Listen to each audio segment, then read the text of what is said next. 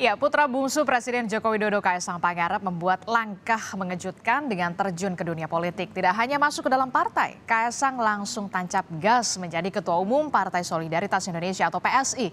Lalu apakah bergabungnya Kaisang di partai merupakan sokongan dari Presiden Joko Widodo dan menjadi bagian dari politik banyak kaki di partai politik dan poros koalisi di Pilpres 2024. Kami akan bahas pagi ini bersama dengan sejumlah narasumber. Sudah ada Wakil Sekjen Partai Kebangkitan Bangsa, Syaiful Huda, ada juga Wakil Ketua Dewan Pembina PSI, Grace Natali, dan juga ada pengamat politik Burhanuddin Muhtadi. Selamat pagi Mbak Grace.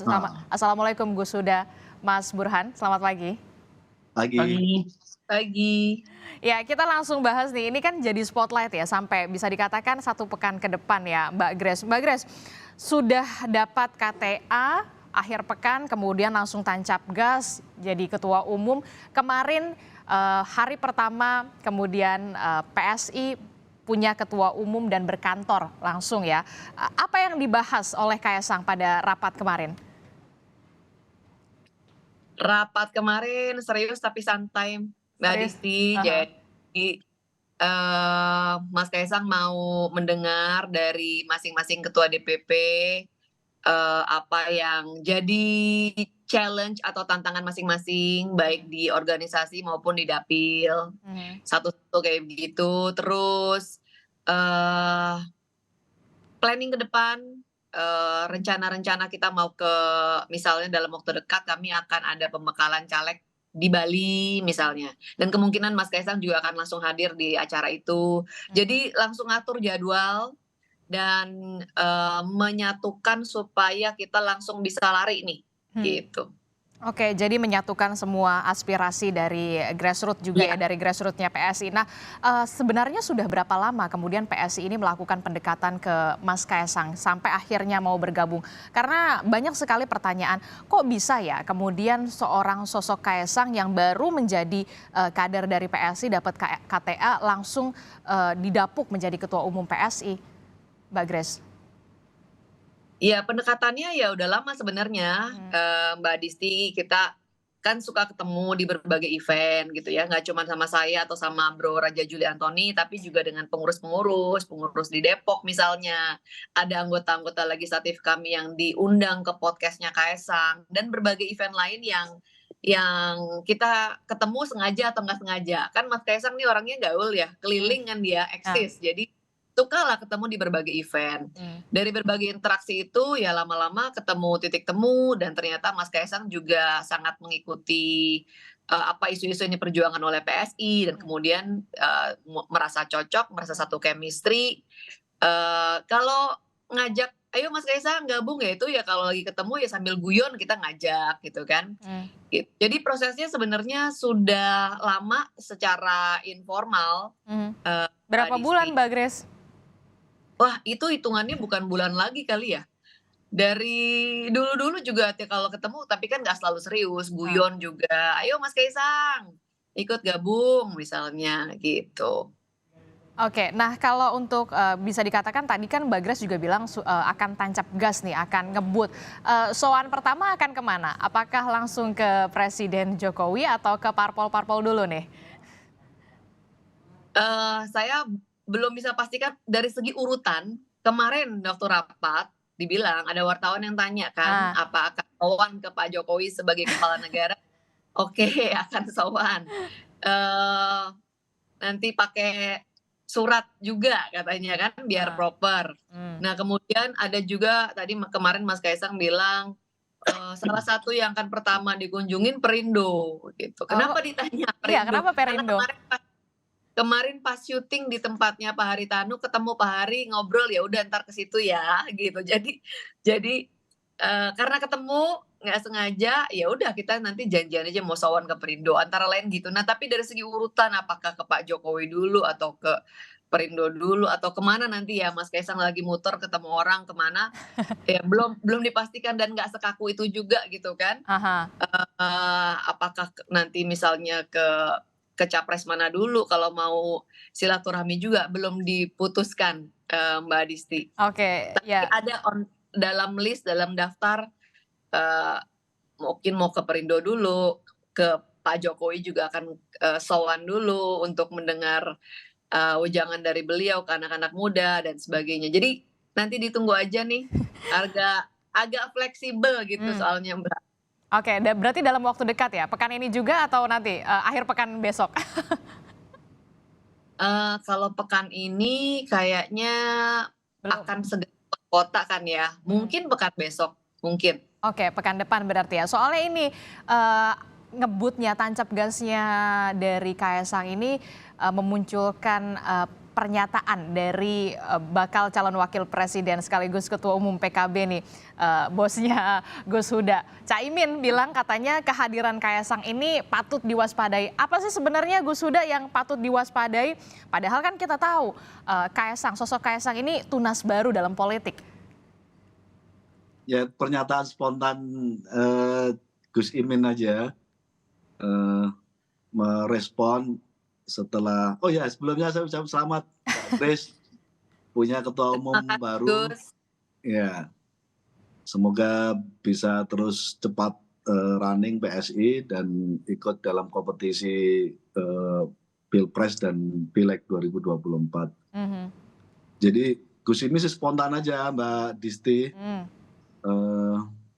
Spontan itu dalam pengertian begini, Mbak Grace mendeklarasikan pengumuman Mas Kaisang detik-detik menjelang Pilpres. Berarti kan ada dua momentum yang saya kira mau diambil, salah satunya adalah Pilpres. Itu yang pertama. Yang kedua, Gus Imin juga melihat bahwa Kaisang sebenarnya bukan merepresentasikan dirinya sendiri, tapi secara politik juga merepresentasikan Pak Jokowi sebagai ayah beliau. Dan tentu sedikit banyak saya kira akan merubah konstelasi politik kita. Dan itu sangat wajar menurut kita semuanya, dan bukankah itu yang dikehendaki oleh Mbak Grace, kira-kira begitu. Tapi kenapa sampai waspada? Karena kan 2019 aja Mas Kaisang bilang PSI ini hanya mendapatkan suara sekitar 1,89 ya Mbak Grace ya. Kenapa begitu bisa dikatakan begitu perlu diwaspadai sekali begitu Gus Huda? Ya, konteks waspada itu ya kira-kira perlu dicermati, perlu dilihat pergerakannya setelah Mas Kaisang jadi ketua umum PSI. Konteksnya itu aja. Jadi pasti merubah konstelasi gitu. Bukan karena ada presiden di baliknya? Iya, tadi yang saya sampaikan tadi itu. Pasti akan merubah konstelasi karena Kaisang tidak hadir secara pribadi, tapi ada representasi dari Pak Jokowi. Mbak Grace, tanggapannya bagaimana? Yang ketiga sebenarnya ini Mbak Grace selama ini kan ada dua concern ya. Pada konteks Pilpres, memposisikan diri PSI sebagai oposan dari PDIP. Pada konteks ini ya Pileg ya, pemilu legislatif. Pada konteks Pilpres, Mbak Grace 2 kali memutuskan, 1 kali ya Mas Ganjar lalu menarik dan hari ini kita tunggu. Itu yang saya kira yang disebut dengan konstelasi itu. Jadi publik dan kami melihat catur bidangnya Pak Jokowi makin intensif untuk dimainkan menjelang pendaftaran Pilpres.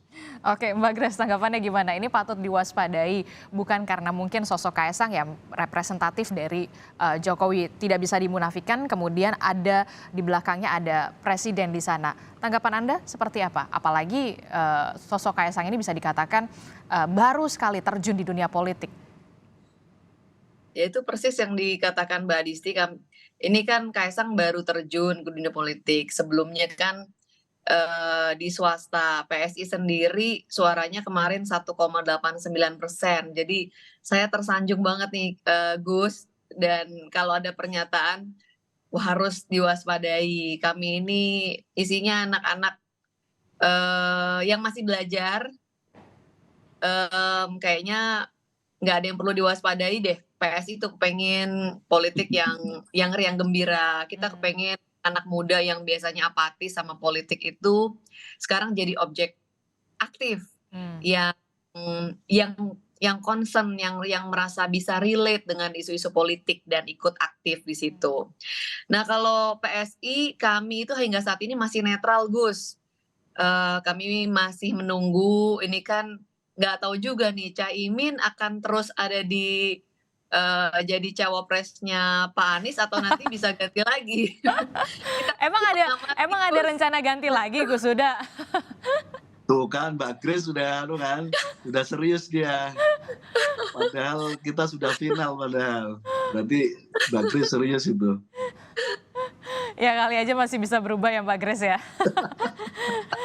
Kan politik masih dinamis. Ya, Mas Burhan gimana nih menyikapinya? Kaisang ini bisa dikatakan pemain baru. Seberapa besar pengaruhnya jelang Pilpres ini? Kan apakah ini kemudian bisa dikatakan strategi Jokowi untuk memasangkan banyak kakinya di berbagai partai politik dan juga poros koalisi? Mas Burhan.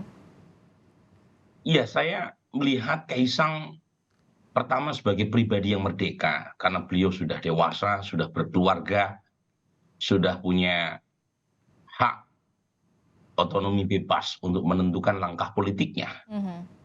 Tetapi pada saat yang bersamaan, yang kedua, beliau tidak bisa dipisahkan dari ayahnya, Presiden Joko Widodo, satu presiden yang sangat populer, yang sangat kuat di parlemen dengan dukungan 7 dari 9 partai, plus terakhir survei dari Gallup yang dikutip oleh The Economist, net approval rating Presiden Jokowi paling tinggi di antara pemimpin-pemimpin dunia. Jadi dua itu yang membuat munculnya Kaisang sebagai ketua umum PSI itu mendapatkan respon publik yang sangat luas. Bukan semata-mata sosok pribadi seorang Kaisang, tapi Kaisang adalah putra bungsu Presiden Jokowi, masuk ke partai politik 5 bulan jelang pemilu. Nah, ini yang kemudian dibaca oleh Gus Muhaimin, bahwa munculnya Kaisang sebagai ketum PSI itu bukan Kaisang semata, tetapi orang membacanya bahwa presiden berada di balik itu. Jadi betul ya, ada presiden di balik itu? Bukan. Soal betul tidaknya kan saya tidak punya kemewahan untuk bisa mengakses panggung belakang, Mbak. Itu kan dua hal ya dalam dramaturgi politik. Satu di panggung belakang yang mungkin lebih orisinal, tapi saya nggak akses untuk mengkonfirmasi atau membuktikannya. Tapi secara logis kita bisa membenarkan persepsi itu.